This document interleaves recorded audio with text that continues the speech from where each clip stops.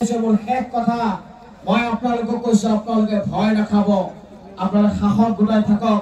এই শৃংখল চলিয়াতে পাগল চলিয়াতে আছে নহয়, আছে নাই? এদিন আমাৰ ইণ্টাৰেষ্ট দিছে নহয়, অলপ কোৰ্টত তেওঁক আনিম নহয়, তেওঁ কোৰ্টত জবাব দিব লাগিব। গতিকে আমি আইনৰ ছাত্ৰ, আইনক বিশ্বাস কৰো, আদালতক বিশ্বাস কৰো। এই আমাৰ বিৰুদ্ধে যিসকলে বিভিন্ন সময়ত উচ্চবাচ্য কৰে তেওঁলোকক আমি আইনৰ কাঠগড়াত থিয় কৰাম। আৰু আজি কথা দিবলৈ আপোনালোকক অসমৰ মুখ্যমন্ত্ৰী এদিন নহয় এদিন আইনৰ কাঠগড়াত থিয় হ'ব লাগিব। আৰু এই ব্যৱস্থা আমছে ইতিমধ্যে আৰম্ভ কৰিছে। এই ব্যৱস্থা জমিয়ত উলামায়ে আৰম্ভ কৰিছে।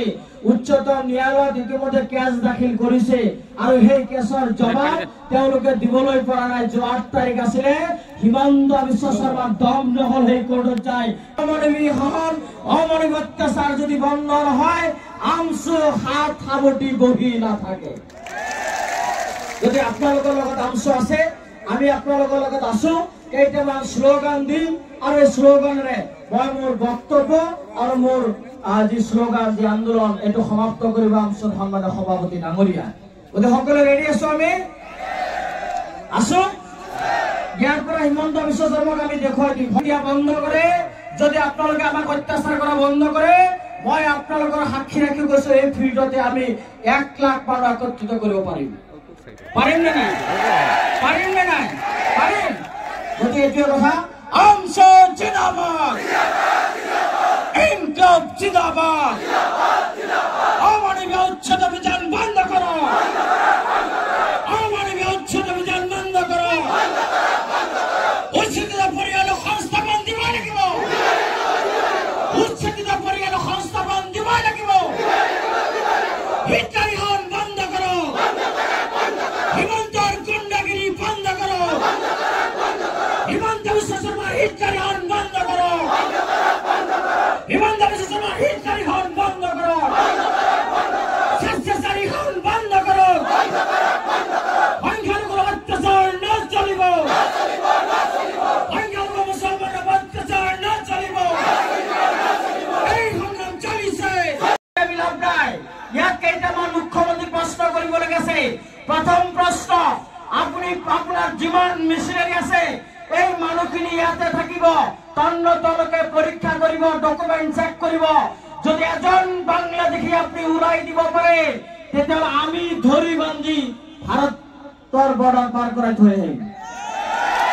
আৰু যদি বাছি বাছি চেক কৰাৰ পিছতো এজন ব্যক্তিক যদি আপুনি বাংলাদেশী বুলি চিনাক্তকৰণ কৰিব নোৱাৰে, সমস্ত তথ্য দাখিল কৰাৰ পিছতো যদি তেওঁলোক ভাৰতীয় নাগৰিক যদি প্ৰমাণিত কৰিব পাৰে, আপুনি অসমৰ মুখ্যমন্ত্ৰীৰ গাদী ত্যাগ কৰিব নেকি? এইটো ৰাজহুৱাকে কৰক। আজি এই অঞ্চলৰ পৰা প্ৰত্যাহ্বান জনালো।